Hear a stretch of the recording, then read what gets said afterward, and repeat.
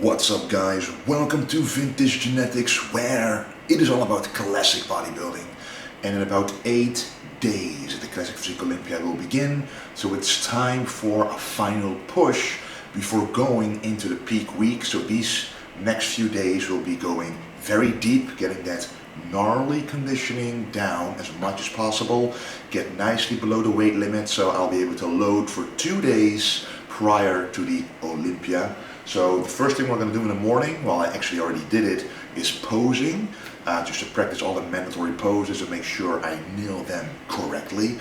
And then we're going to do some cardio after drinking 1.5 liters of water already with some electrolytes in there. So now we're going outside to do some cardio and then have the low carb breakfast. Anyway, let's go. Okay, so we're walking outside right now. And we're pretty much taking the same road, the same path every single morning to make sure the steps are matched. And it's never a bad thing to do cardio in the natural sun, because then you get a natural golden tan, just like in the golden era of bodybuilding in the 70s and 80s, where they walked outside on the beach to make sure to get their tan on, to make it look a lot more natural on the stage. Because in my opinion, that is the best way. Already getting a nice tan, and then applying some extra tan on top to be dark enough for the stage. But the darker you are beforehand, the better it is. Anyway, we're gonna finish this walk off and then have the breakfast, so see you there. Alright, so we arrived at the breakfast. As you all know, it's the same thing except with a lower carb source. So instead of 80 grams or 100 grams of cream of rice, it's now 40 grams. The rest is the same. We have blueberries, we have dark chocolate, 100% dark chocolate, we have whey isolate, and some Himalayan pink salt, some cinnamon, and the kiwi. So let's enjoy this breakfast, and after this, go to the workout. Alright guys, on our way to the gym right now. It's going to be a chest workout. Wearing the old school oversized scoop neck t-shirts available on vintagegenetics.com. Custom designed, very unique.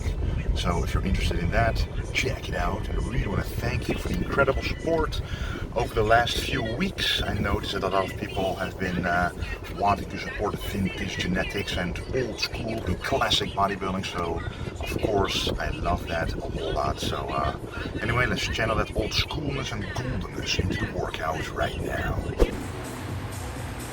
Alrighty, so the workout is a chest workout, and today I'm just going to show you most of the working sets, maybe a warm-up here and there or an extra working set just to show you a bit of extra of the exercises. But this is just truly a basic old school chest workout. So you know, one workout to start out with a decline press, the other with a flat press, and now we're starting out with the incline press on the hammer strength movement.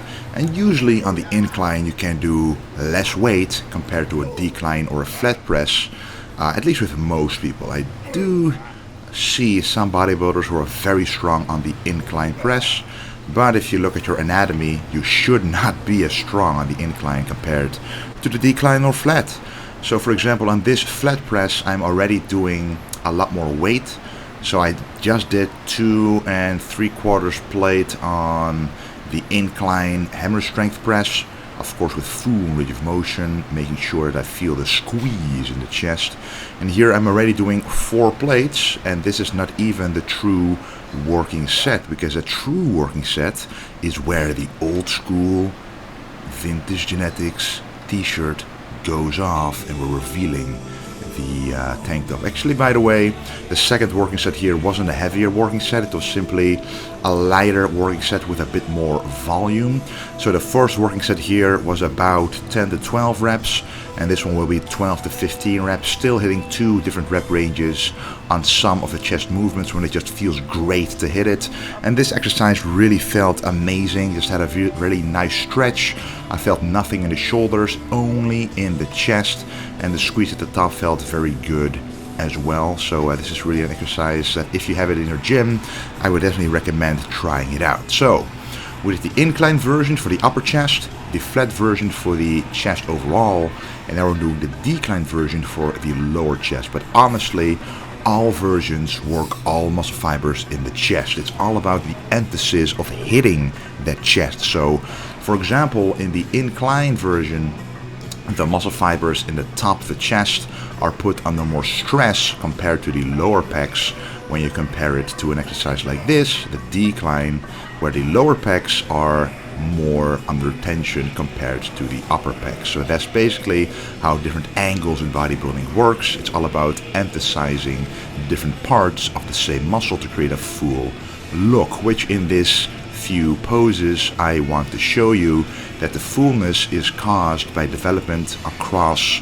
the entire muscle belly. And if you only train one range, I do believe you would miss some fullness in some parts of the muscle, especially when the muscle is comprised of multiple sections like the chest. It does have a clear upper and lower chest. And of course I gotta hit some classic poses here to make sure the fullness, conditioning, flow and stature of the pose are still correct at this point in the prep. So you gotta keep practicing your posing, and when you are training the chest, doing chest poses makes it easier because the mind-muscle connection is then inside the muscle you're training.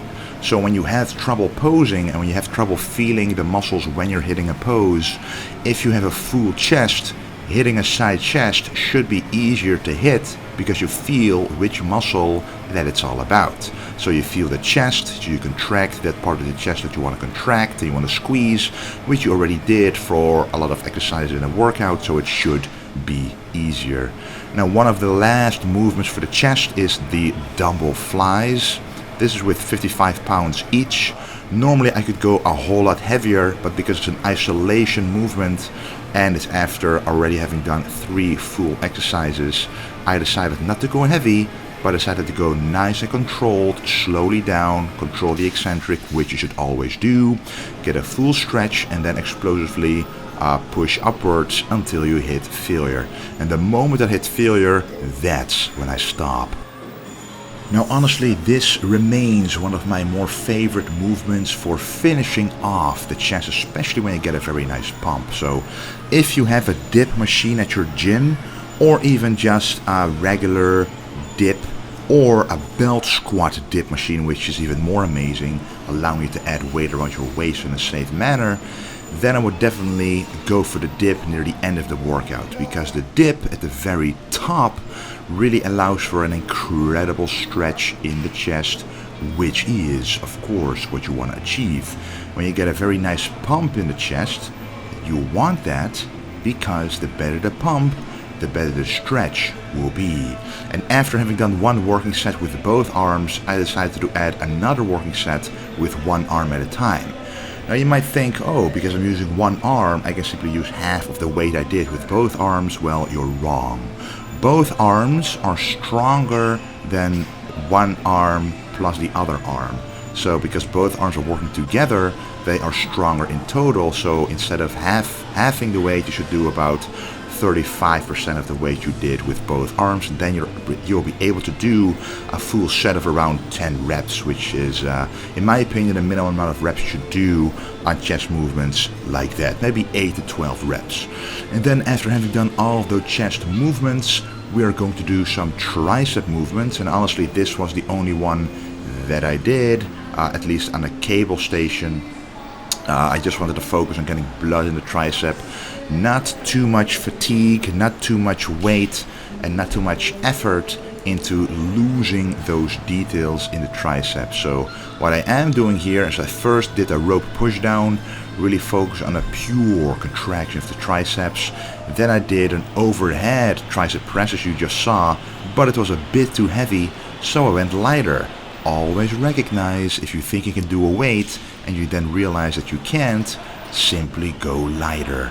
Bodybuilding is all about feeling the muscle, allowing full range of motion to exist, and if that is not possible, lighten the weight so the muscle can actually do the work throughout the entire range of motion.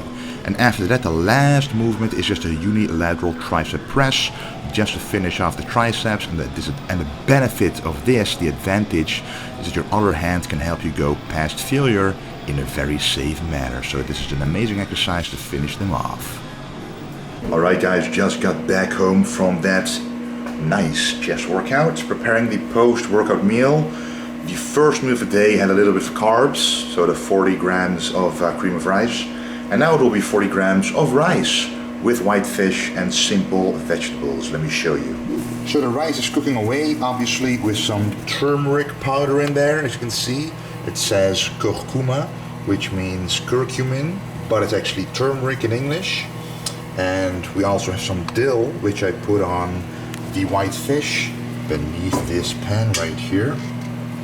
That's cooking away as well. Some dill, some Himalayan pink salt, some black pepper. All I can do to make it taste just a bit better without sacrificing any of the macros negatively, of course. We have some simple cucumber as well, about 100 grams right here. And in the microwave we have some cauliflower, about 100 grams, cooking away for a variety of vegetables, and to make this meal just a bit bigger without sacrificing anything in the negative sense. Anyway, let me show you the end result. And this is it. Looks pretty good, eh? Instead of just a boring white fish, boring white rice, and boring vegetables, adding spices and herbs changes the whole thing up without any negative impact. In fact, it has positive impact. Dill actually has compounds in it that promotes energy to be used for muscles rather than fat that you take in, but another video in the future about that. Red onions do too, by the way. So this is the post-workout meal, including the kiwi. So I put in plenty of Himalayan pink salt as well, some black pepper, some dill, and yeah, that's pretty much it. So let's enjoy this one as the video is uploading for you guys right now, which should be online right now, the leg workout. Anyway, let's enjoy this one. Alrighty guys, the next meal, one of my favorite meals. Actually just took a nap in between the previous and this meal. Just felt very tired after that cardio session. But this will refuel me just for a little bit because there's no carbs. But this is a higher fat meal. So this is Nordic salmon. And the previous meal had some wild salmon. So the fat difference is quite severe. You can literally see the fat there. And whatever oil is left in the pan I use for the next meal, which I'm not going to show, but that's just the 2 whole eggs and 350 grams of egg whites. And what we also have is some asparagus and Brussels sprouts for this meal, and that's it.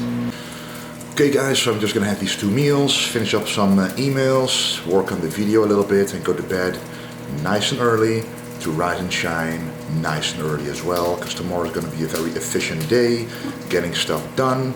We're getting close to leaving Aruba to the United States, so we need to get things in order and you know, start to pack things and stuff already. You don't want to leave that to the very last minute.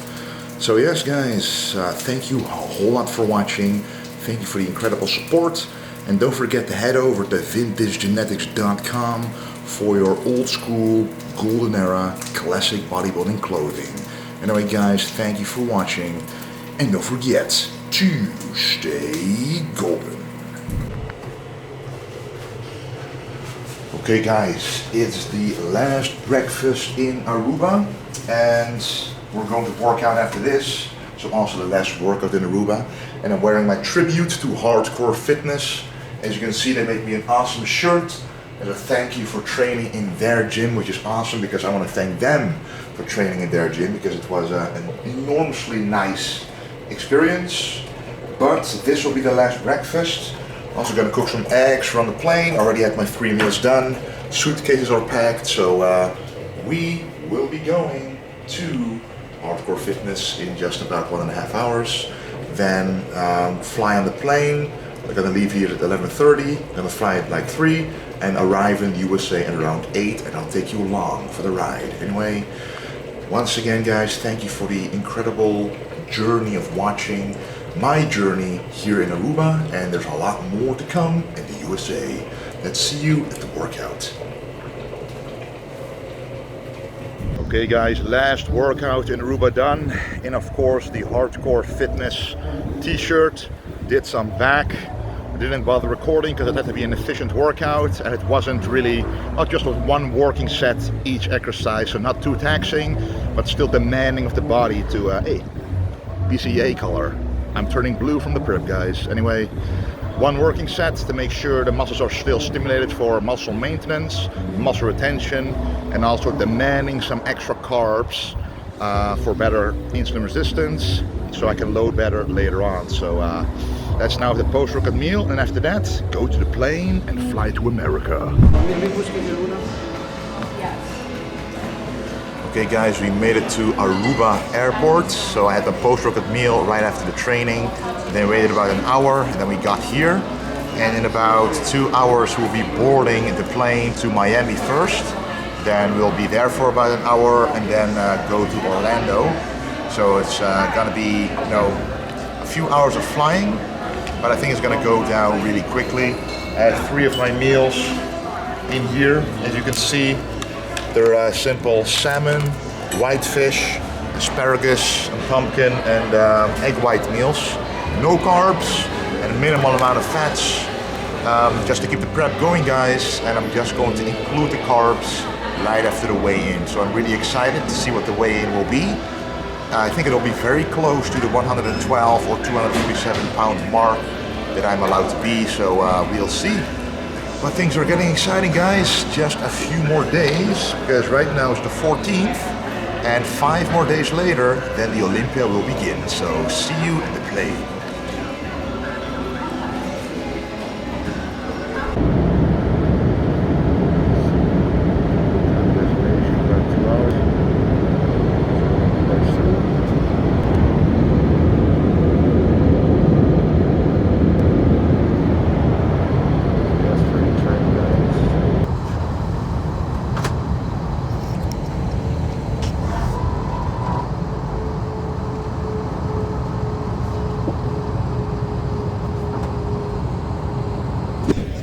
Okay guys, we are right now in Miami airport, and we're just waiting for the flight to go to Orlando.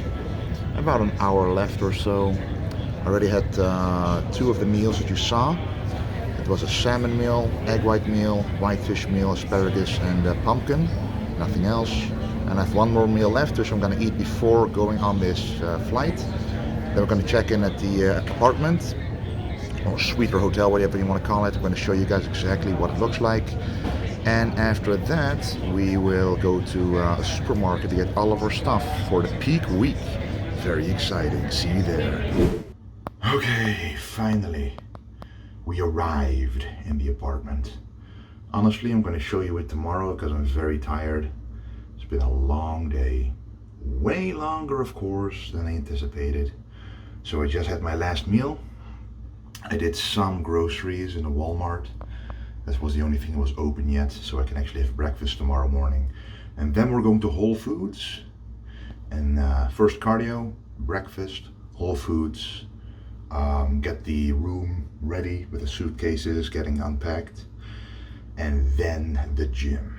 So yeah, quite tired. Let's sleep. Not gonna set an alarm. Just gonna sleep until I wake up, and see you tomorrow.